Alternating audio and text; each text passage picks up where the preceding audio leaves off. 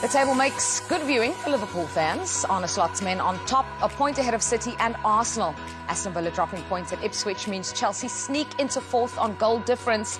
Fulham also flying high after ending Nottingham Forest's unbeaten run. Meanwhile, at the other end of the table, Manchester United slip a further place down into 12th. Ipswich and Everton both climb up the ranks. Sean Dyche's team getting a very welcome first victory of the season against Crystal Palace, who dropped into the relegation places and remain winless.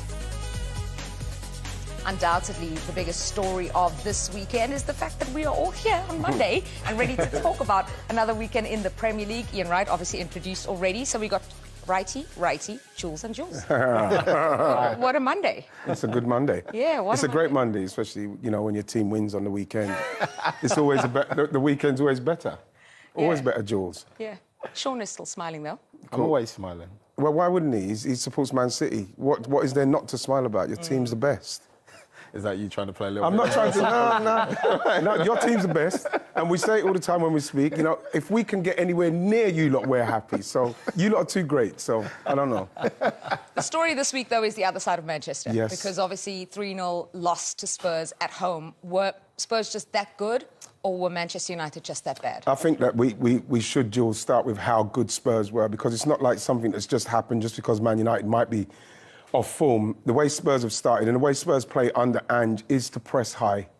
Yes, they've got Van der Ven if they do have somebody go over the top, but they press high, they win the ball up there. I think they've done it in all the games this season so far, at least 8 turnovers. The problem they're having is the finishing, but in respects of what they've done, what Ange has done, and why when they were playing poorly, and people were having questioning Ange, you're saying, no, we've got to stick to what we're doing, because that's what they're practicing, that's what they're planning. And then yesterday we saw the maximum of what Tottenham can get out of it when they do it properly. People will talk about how bad Man United were, but Tottenham made them look bad. They really, really did with the way they played them yesterday. Yeah, and without Son as well, but I suppose the headline will be Manchester United just because of what we saw, the way in which they lost. I know they were down to 10, but were they already being outplayed before that? Way before they went down to 10 men. I think from the minute go, Spurs put their game plan into action and Man United couldn't deal with it. They kept getting caught in bad areas. Spurs were capitalised on it. There was a period of the game where it's like Man United couldn't get out of their box. Now, I don't see things normally happen like that at Old Trafford. You think back to the days when everyone was scared to go there, and I think Murray mentioned it in his interview, and he basically just said, look, everyone used to be scared to go to United. It's a fearful place, whereas now anybody that goes there believes they can win. That's anybody. It's just, Jules, when you watch them, it's, again, like Ten Hag's coming into, this is his 3rd season. Yeah. And I've been looking for the pattern of play, what they're trying to do. Remember, he's talking about wanting to be the best transitional side, and then he went to like a man-to-man kind of situation. And we're 3 years in, Jules, and I still don't know what they're doing. And watching that game, with Spurs being in such control, I couldn't find any way, apart from Garnacho breaking, that they were going to build enough momentum and skill and a performance to get past Tottenham to beat them. I just couldn't see it. You just look at his position now, Jules, and it really is starting to get tight for him. He's got a number 2 behind him, who's obviously wants to be a number 1. You've got the international break coming up in a couple of weeks. They have to look at that, and they have to look at everything that's happened before in respect of Man United, probably giving him the job again because they won the FA Cup.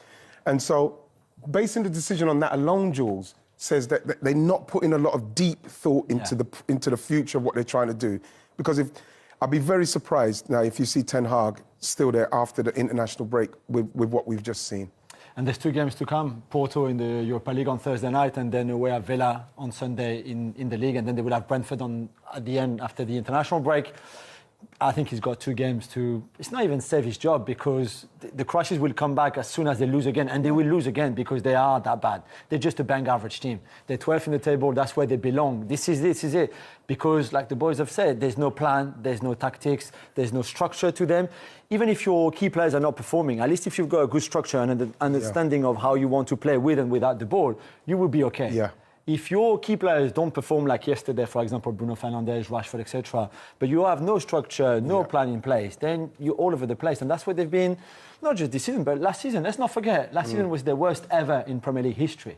So it's not like, this is nothing new. We've been repeating, every time we're here on the show with Wright and Kelly or you, Jules, we said the same thing about United. It's a shambles every time. So I'm not sure why people are surprised. You know what as well, Jules, just quickly with Arsenal when they went down to the 10 men, and obviously against City, arguably the best team in the world.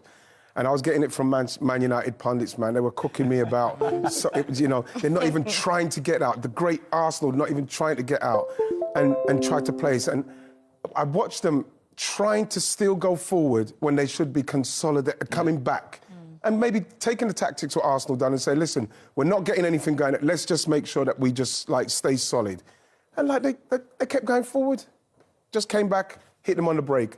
So I said, you can imagine what the WhatsApp messages was like. And I was cooking people in there, man. I was cooking people in there. Let the man cook. Let's look at the goal. Let's start with the opening goal, right? Because we did say, and you said, Sean, that before they went a man down, before the Fernandes red card, Spurs were already in control. And interesting that all of you have talked about the structure of Man United. It's very clear. Coming into this game, you had two teams in a similar position on the table, similar points after the same number of games played. And yet one yesterday had a plan and a structure, you can see where they're going, and the other, it felt, didn't. Well, you look at this goal and, he's gone past, maybe 6 players there, because there's no plan for when Man United break, if they lose the ball, who's going to be where for this situation. What you normally do on a training pitch when you're playing like that is, right, if he loses this here, Rashford loses it there, then Ugarte, you could see in that clip there, he's still on the right, he doesn't come over. Van der Ven runs all the way down that side, and if you looked at the other angle, Ugarte is the one that's now trying to challenge him when he's getting, that's him there. He should have come across. That is down to structure. Yeah. When we are breaking, we have to make sure we see what's going on behind us, and that is why Van der Ven is able to run all the way through their team, because they don't know what to do structurally when they lose it going forward. But also, Dad, I think that the players in that situation, maybe some of it, the manager, Ten Hag, tactically needs to sort out, but the players have to see that. Recognise the danger. Send the ball wide. Don't just let him run through the middle. I think it was unfair on Ugarte. It's a hard game for him to start his first game in, so fast attacking. The game passed him by. He isn't used to the tempo yet. But fullback, just come inside. That doesn't exist. He just passes the ball wide. But once he's running, the fact that nobody even tries to take a yellow card or tackle him is just crazy. But he has the quality to put a decent ball in the final. Yeah, but he's got the quality to do that. But at the same time, like you said, they've got to push him. You've got to be ready for that. You've got to recognise as Man United. We saw him do it early on in the season. He scored Van der Ven. We've got to make sure that if Van der Ven does this happens. That didn't happen. And on Wednesday night against 20 in the Europa League, when they concede their goal, the right back goes through the same thing. And they clearly haven't learned for this. But I don't know if we can see the wide angle again, but you look at Diogo Dalot's marking of Brennan Johnson. Oh gosh, it's so bad. It's an embarrassing. If so we can bad. see it, you see at the top of the screen. Yes, you do. It's because brilliant. There's a moment where he's not far from him, and then he just gives up. Look, so you see at the top of the screen now. They're almost similar. They're almost on the same level. He's just got to keep going. Diogo Dalot doesn't even run back. No. And Brennan Johnson is the easiest of tapping. And Diogo Dalot puts his hand up saying sorry boys, it's my fault. What do you mean you're not even trying? Come on. And so again, Man United fans would look at it and you think to yourself, what is going on there? We could go on and on about our back, but something has to change. This is not good enough, because the players are good enough. But the manager, whether it's the manager or the players, it's not working. It's not working. So my question is, we're all talking about the manager and his future and whether he has a future at Manchester United, whether he should go. What about the players? How much responsibility is up to them? How much do they need to shoulder that responsibility? Absolutely, of course they do. But it's easier to do it when you've got a structured play, because when you've got a play and you know exactly what you're doing in it, then it's up to you to deal with your individual performance. When you don't know where you're going and you're just running trying to save face because fans are looking and they want to see if you're trying hard enough or not, that's not going to help you. You still need to, even if you're in bad form, know that I'm playing to a structure so that at least I can play in the structure and play myself back into good form. Who knows? Have the players checked out? Maybe they're looking, they see Ruud coming as a number 2, like I say, probably got ambitions to be a number 1. So already that kind of undermines the manager and everything he does in training, because they'll be looking at it. Ruud is, like I say, he's there waiting.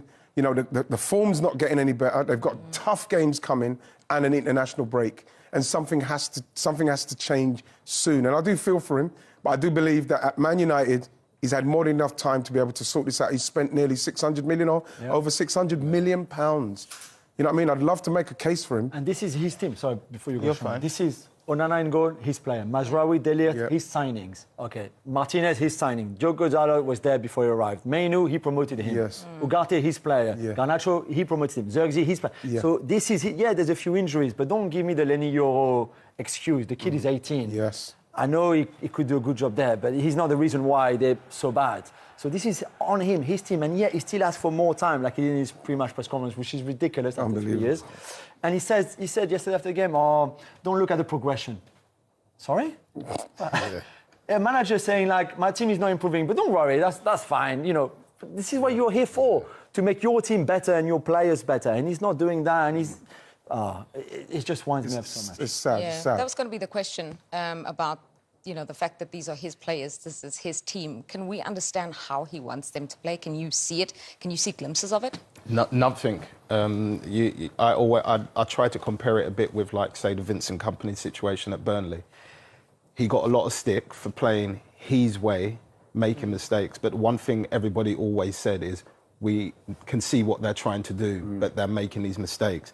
They're trying to pass out from the back with no structure, no plan to where they're going to move the ball forward to, but still making the same mistakes. And in many ways, he's getting less criticism than Vinny did when he was doing it at Burnley. And in many, he has better players as well than what Vincent did it with. He has way better players in that Man United squad that he should, for me, be doing way better with a team that he has. They just rely on moments all the time. It's all about Bruno doing something, or if Rashford turns it on, or Garnacho or Diallo.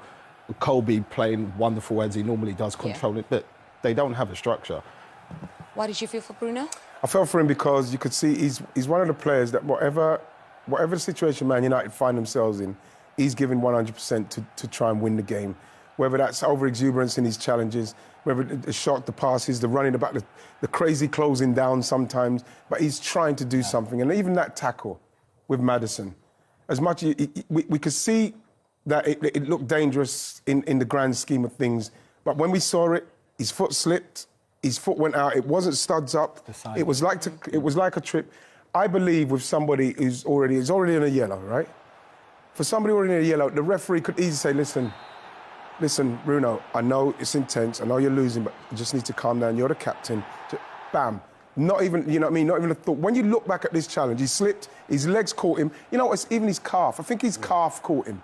You know, James Maddison doesn't help with the way he's gone down, but when you watch it, right, in that motion, it looks like, oh my God, he's caught him high.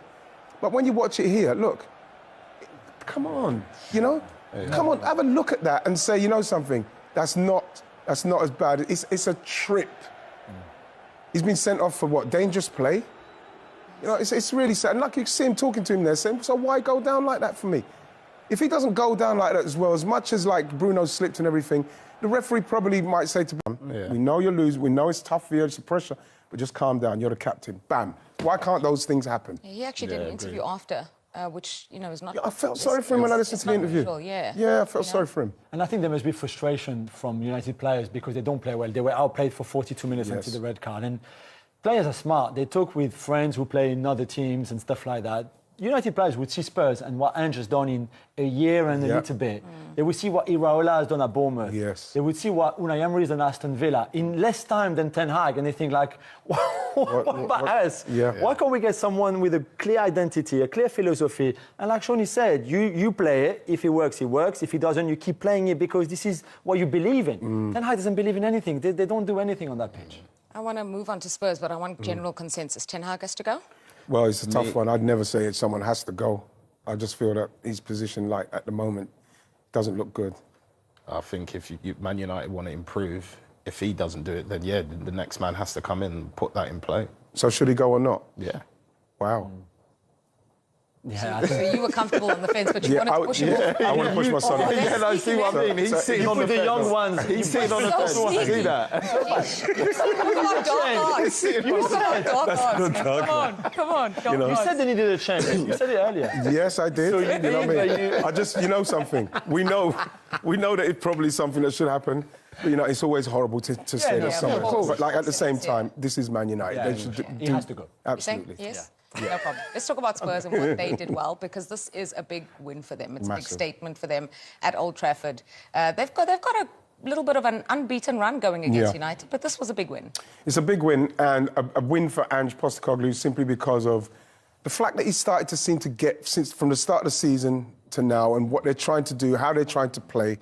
And listening to his interviews when he's saying things like, you know, the boys know what we're trying to do. We're going to keep sticking to doing what we're doing, the high line, the high press. And what we've seen in all the games, like I say, they've been, turned over the ball 8 times in all the games. That's unbelievable. Obviously, they know they've got the insurance of Van der Ven. So the major question is, if anything happens to him, what happens? But in respect of what they've tried to do, the fact that he's stuck with it, and the players now, especially Kulusevski dropping off into that 8, it looks like a whole new offensive like player they've got in that area of the field. And so they've stuck to the guns, and they've got pace up front, they've got good midfielders, and they've obviously got good defenders. Goalkeepers better than average. You know, you're now starting to see it, and it's only Tottenham now who have to be consistent in what they do. That's what it is, and obviously for injury to Van der Ven, you probably think that they're going to be a little bit stumped, but everything what Ange has done and was trying to do in the way he wants to play, we saw it happen yesterday. Yeah, quite keen to talk a little bit more about Kulusevski. We saw him scoring the goal right there, just the role that he plays. It's almost, when I was watching the game, it almost reminded me a tad of some of the positions, say, a Dennis Bergkamp would pick up, because back in the day, it was 4-4-2, but Dennis used to always drop away from the front man into those spaces in between the midfield and defence. And I think he's strong enough, he's got the quality enough, and once he gets turns and he drives at people and makes those final third runs, he will create chances. And this finish here for me was a special finish for a winger stroke midfielder. That is a striker's finish. It's just have a player with that kind of capability. Everybody's thinking he's a winger coming in off the right, but to be able to draw, it's Kai Havertz kind of energy. Yeah. Something like that. You know, where he can come in off the right. Obviously, Kai can play down the centre as well, but for him, with his technical ability, his pace, his passing a bit, it was perfect for him. They've really unearthed something with him playing in that 8 there. He even played as a false 9 when Solanke was injured. And I think Ange likes him there too, because he's really strong and he can keep up the ball quite well. Plus, he's got a great engine. So. Even with Solanke as well. Yeah. You know, I watched Solanke's game yesterday, and I've watched it even from the start of the season to now. I watched his game. He's doing all the other stuff. Everything's right.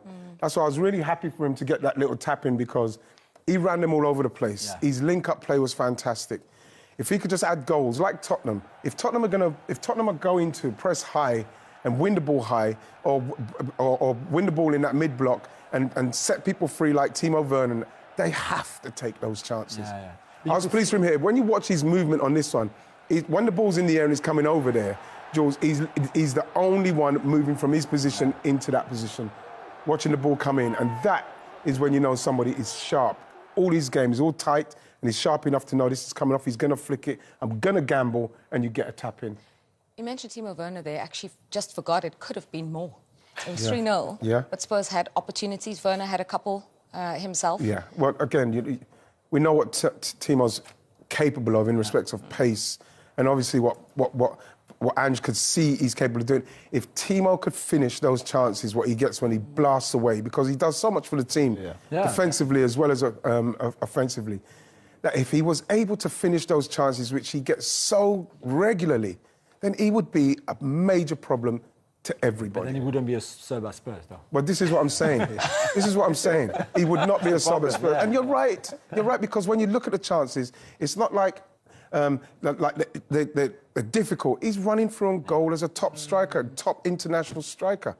Misses them too much. Yeah, he's got to at least make the keeper work harder than he does. They don't work. It's just kicking it straight at him. Keepers don't work. So it's frustrating. Yeah, he is a very frustrating player to watch, especially from someone that I played on the wing. And those, where he came in those areas, they're normally the easier chances, because you don't just have to hit across the face of the goal. You can kind of go both ways on the goal, so you expect him to do a lot better there. I think that the problem will come is if Spurs continue to play well, Jules, and they're doing well in the latter stage of the season, if he starts guessing, that's when it will then he'll realise how much of a problem it is for him. because the fans will let him know. Ange put a bit of pressure on himself, saying, I always win things in my second season. Where do we think he's at with Spurs right now? I think that if we're going to judge it off of his last result, which is the last game's the one you judge, you hope it lives well in history. But he's confident in himself. He's confident enough in himself to say that, Jules. And when you look at the way Tottenham play, obviously injury is key. You know, you could see that Tottenham side, if they can take, winning a trophy. You could see them. You could see them winning a trophy. I'm not saying the Premier League or the Champions League, obviously, at the moment, but like that Tottenham team could win a trophy this season. I think the Europa League, because there's no teams dropping now from the big one down, I think they'll have a chance. And then, obviously, in the two domestic cups, I think the league is a bit too far. But when Plan A works, like yesterday, it works great. The thing is, they only have Plan A, so they can do that better. But against Arsenal, they got stuck away at Newcastle. They got beaten because they were a bit naive again in transition defensively. But when their Plan A, their press works well, their counter press works well, and they're solid defensively, then they can beat anybody on their day. Yeah, and still did that without Son as well yesterday. Yeah. Yes, that says a lot for the system and the way Ange plays. I think people forget that teams can always play well, but if they play within a system, sometimes when people are injured and somebody comes in, that system still works. And all people have to do is do the job they're told to do within that system. And although Timo misses those chances, he still does the job he was told to do in that system, and that allows Spurs to do what they did at Old Trafford. Okay, that's next up on Thursday in the Europa League, a trip to Portugal. Let's go back to your pre-match comments. You said what was crucial today was to see some discipline. And he's just mentioned the big amount of ill discipline in the Manchester United performance. It's every week, Steve. That's why I spoke about discipline. You thought Ugarte was it come to solidify that middle of the pitch and bring discipline to a team, and you think, what was it, 2 minutes? And they've gone right through you. He spoke there about the press was wrong. I didn't see a press. And in all honesty, in a game against Tottenham who played the way they do, I don't think there was need for a press, because Tottenham keep the ball really well. All you have to do in that game today, it was quite an easy game, I thought, tactically, stay in positions. Don't let them come through you. And as I say, after 2 minutes, they've come through them straight away. And the amount of times they break through on them, stay in your positions, just play them correctly, not keep the spaces tight, don't let anybody play through you, and you will get chances, because they take a massive risk. And United's strength, as we've said before the game, was the two wide players. Now, the quality on the ball's another thing. You can't always blame the manager for that, but the quality on the ball was horrendous. The amount of times they did turn over possession. They were playing passes that was being read easily. Garnacho was running with it far too much, kept getting taken off him. Marcus looked like a player the last week. You thought, yeah, we're getting Marcus Rashford back, and he just looked to slump back into his old ways again. Xerxes, with United centre-forwards, I think they're better without a centre-forward. I don't think Xerxes at this point, now he's a young player, you've got to give him time, of course you are, but he's not good enough at this stage of his career and for where United are. United look a lot better in these bigger games. You think of City as an example in the cup, when they play with just a false nine, really, whether it's Bruno Fernandes, whether it's Marcus Rashford, and they've got to find a way of shoring that midfield up, because the players they've got trying to do it, I don't think Manu particularly plays the position well. I think he's a little bit all over the place. Ugarte we saw again, and I constantly keep mentioning it. When your midfield players going out to the right-hand side, going out to the left-hand side, it just causes havoc for everyone. And I put Bruno Fernandes in that as well. He has to play with discipline, but that comes from the manager. The manager has to tell him, look, you're number 10, you stay there, you make our team. The number 10's job is to make your team play football. Now, if you're here, there, everywhere, showing a lack of positional sense, your team, it's impossible for you to play football. Now, it's very difficult for these young players to come into this team. Ugarte is a prime example, but when you're brought in to do that, as I went on before about recruitment, you have to bring players in that are better than what you've got. And at the minute, they're shown as if probably on a level, maybe even a level lower, and you're spending, well, what they spend, I don't know, 300 million, whatever it is. And there's absolutely no improvement. Let's speak to your former teammate Andy Cole again, back at Old Trafford. Cole, you're listening to Scholesy there. What did you make of today and everything? What do you want me to say after that? I've got to be honest, there's not a lot I can say after that. I think it's disappointing day at the office. For some reason, Manchester United, being a home team, were all over the place. It didn't have to be the home team. Scholesy touched on it. Play your positions. Tottenham will come out and try and hurt you, and then you have the opportunity to go and hurt Tottenham on the counter-attack. And we're talking about, and the manager was as well, about a lack of discipline. I mean, is that acceptable for a big home game like that today? No, because to play for a club like Manchester United, you've got to have discipline. That's first and foremost, that's what you've got to have. You've got to keep the football, and you've got to try and entice teams to come out and try and play a little bit, and then you hit them on the counter-attack, or you keep the ball well enough to open them up and create chances for them. And Manchester United haven't done that today. When I go down after 2 minutes, when you go down after 2 minutes, you know it's going to be a tough afternoon, but at least try and get yourself back in the game. It wasn't good enough to get themselves back in the game, which is very, very disappointing. Coley, the bigger picture. United have lost 3 already this season, 7 points from 18. That's their joint fewest at this stage of any Premier League season. How do they get some hope and change in this situation at the moment? It's simple. You've got to win football matches. We can talk about whatever we need to talk about, but it's the players, once they cross that white line, they've got to believe in each other. They've got to grind out results. And like I keep touching on, once you grind out results, you bring confidence back and you go on to win football matches. At this present moment in time, there's not a lot of that going on. And they're going to have to deal with it as players. They're going to have to sit down as individuals. And if you have to dig each other out, you do just that. But you've got to turn it around. Coley, thank you very much indeed for your contributions. Thank you. Yeah, Bruno Fernandes wanting to speak as the captain. That's nice of him, I suppose.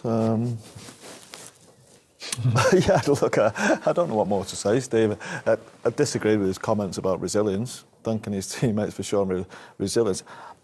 I actually thought Tottenham got a little bit sloppy with 10 men. He talks about they may have turned it around with 11 men. I think with 11 men, it could have been 3 or 4 already before he got sent off. So I think him getting sent off might have actually done him a favour. If it's 11 and be 11, I don't think Tottenham would have stopped. I thought they got really sloppy at times. Second half, Madison at times giving the ball away. So look, he's captain. He's got to come out and say the things he does, apologise and all that stuff. It means nothing.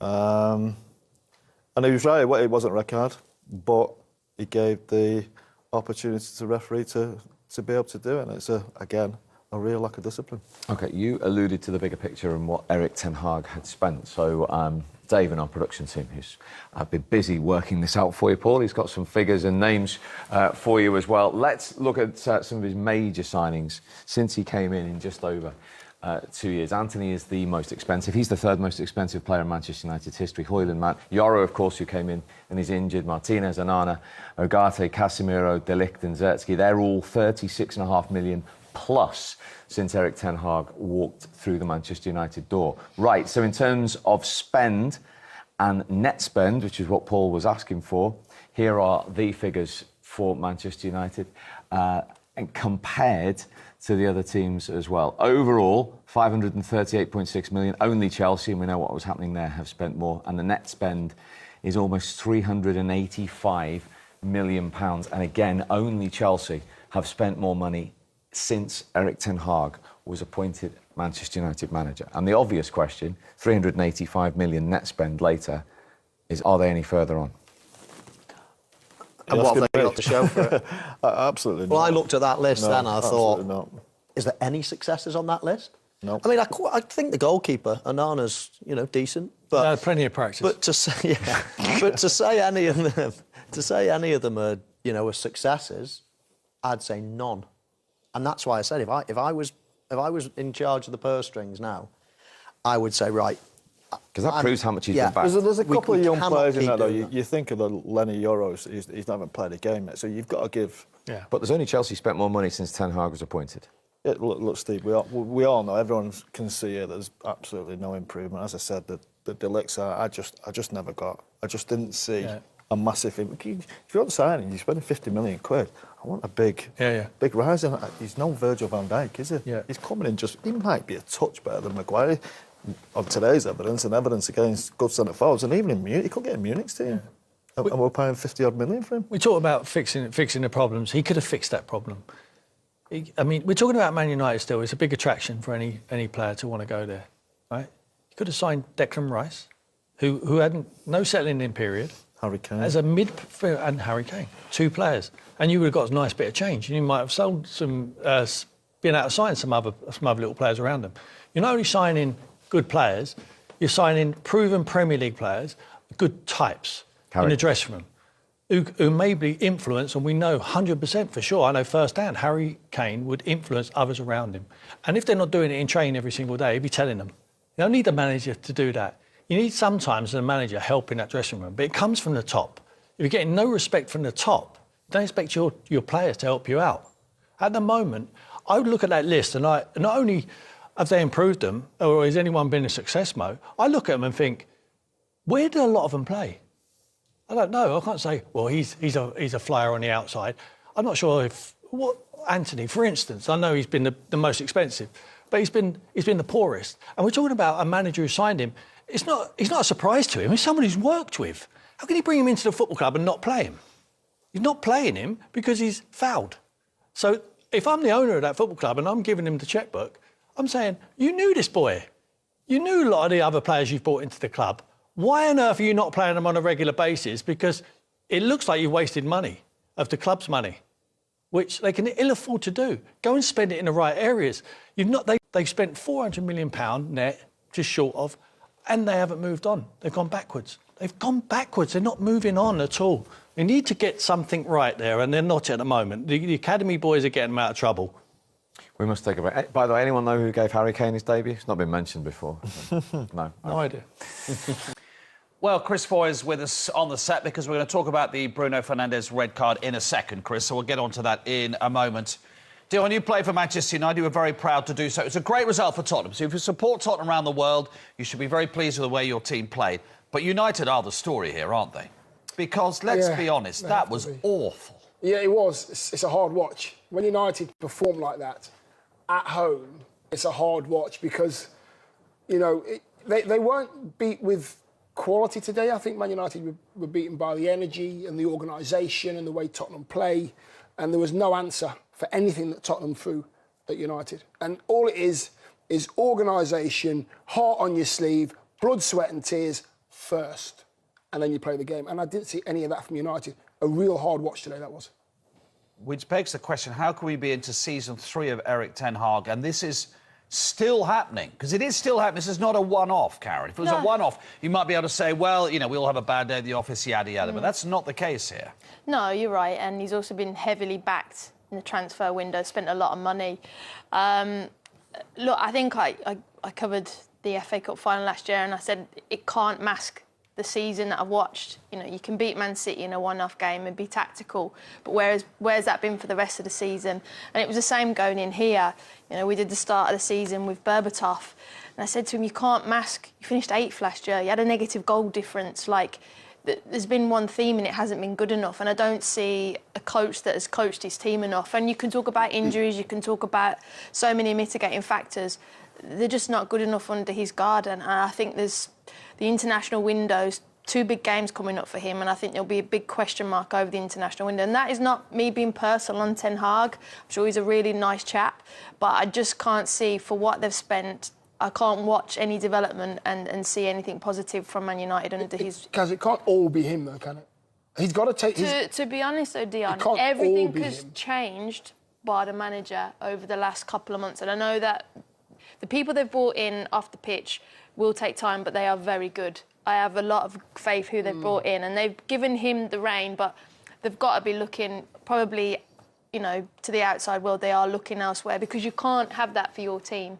You can't have £500 million investment and have those stats that we've just saw time and time again. It's not good enough. The players have got to go like that, though. Surely, to a certain degree, the players have got to go. Yeah, but in the end, you never get rid of the players. You might get rid of one or two. No, you don't. You get rid of the manager. But within a dressing room and within a training ground, you know, if you know as an individual, you know if you are, you know. And I just believe there's a few that are not going hell for leather, are not really busting a gut for themselves first and foremost, and then for the fans. Yeah, but Dion, It doesn't need the manager, though, Kaz, to tell you to run around. Yeah, but he's brought them in, though, Dion. Correct. So, like, it's not like he's inherited this group. He's unless I'm massively mistaken, he's brought these players in that he's previously worked with. So it's his players, it's the ones he wants. So if you do want to get a song, and you should know how to get a song out and dance out the players that you know and you've That's gone the after. manager's responsibility, however. Yeah, correct. So, as I said, their joint worst ever start to a Premier League season. And in a way summed up by the first goal, we counted it, didn't we? So we counted 8 touches that Mickey van der Ven, who's the quickest player in the league, but I mean, it's like a school match. Let's be blunt, isn't it? Running for the fastest boy running from one end of the pitch to the other in a Premier League game to set up the first goal. Now, as bad as this may sound, when he picks the ball up here, somebody has to make contact with him. There's no contact. He runs. Where's the contact? There's no contact for 60, 70 yards. And he crosses the ball to the far post. Nobody touches him. Do you know what's worse? This goal was the same that happened in the Europa League literally 5 days ago. It was very similar, wasn't it? Yeah. Where the fullback picked it up and ran through the heart of a team. Under no circumstances does any player run through the heart of a team. What should happen there, Cal? Well, at halfway line, someone should have took him out. There you go. Yeah. There you go. At halfway line, stop it. Or even... The referee's sorry, laughing, Chris, but yeah. even like... And also, you know who that player is. If you know they're rapid... I know it's very wrong for me to say this, but you do take a little bit of a professional foul and say, I'll take one for the team. Yes. But Correct. you do not let him run into the 18-yard box and cross, and then let the cross come in, and someone can just tap it in from 6 yards. So no one's tracked Brennan Johnson, that's the other thing. Because you can work out what's happening quite quickly there. Well, you should be able to, because he's byline. ran 60 yards. You can take a picture on where you need to be, just in case. And nobody does that for the far post. Anyway, didn't have to make that decision because no one could catch him to take it out, so be pleased about that. Right, the red card. This is really, really interesting because we are pretty uniform. Former players, people who work in the business, referees, here in this building, that this probably should not have been a red card. Talk us through this. Yeah, I wouldn't disagree with you. I mean, when you look at it, Chris Cabana, the referee, he sees the challenge, and top left of your screen, you see the assistant referee, and he's really waving the flag rigorously. So between them, they may well have had a conversation. And you'll see that blow there, that sort of half tackle from Fernandes on Maddison's leg. It doesn't look brilliant on first viewing, but when you look at it again, I think it's a glancing blow. I think it lacks intensity. I don't think it gets in with the studs. And as we know with all red cards, it's checked. Peter Banks was the VAR for this particular match, and he was happy with the decision of the referee, so they stayed with that. In my opinion, I think it was one where Chris Cabana should have gone to the screen and had another look at it. Had he have done so, I think we would have seen that red card rescinded. Chris, because you said the referee had the view that he had, he needed the other view. Is that what you're saying? The other view. Well, I would say that he needed the other VAR perspective, the other side. Yeah, because when you see it, you know yourself when you're playing a football match, in real time, you can watch it back on TV and go, it didn't quite look like that. When in real time, it doesn't look a brilliant challenge. When you slow it down, you can see that, because he actually slips Fernandes. Yeah. And as I said, it lacks that intensity. And I think if the VAR would have said to him, I'm going to recommend a review, go to the screen, I think we certainly would have seen a different outcome. Because almost for the first view, the view he had he might have thought that he stamps down on his foot. With his studs? With his studs, but he doesn't. Yeah. He slips, and I know intent's not in the law, but he doesn't catch him with his studs below his knee, and he doesn't stamp on his foot. Well, normally when you're looking at a challenge, if you've got your instep and it's facing the ground, you're going in that fashion. That was probably what he came to, but it was a glancing blow, and there was no real contact with the studs, so a review really should take place. Is it a mistake, then, from the VAR not to do that? Is it a mistake by them? I think when they reflect and they look back and they analyse the performance of what they've done today, I would imagine that they would suggest that the VAR should have recommended a review. If he had gone, it would have been downgraded. I think the red card would have been rescinded. Yeah. Agreed.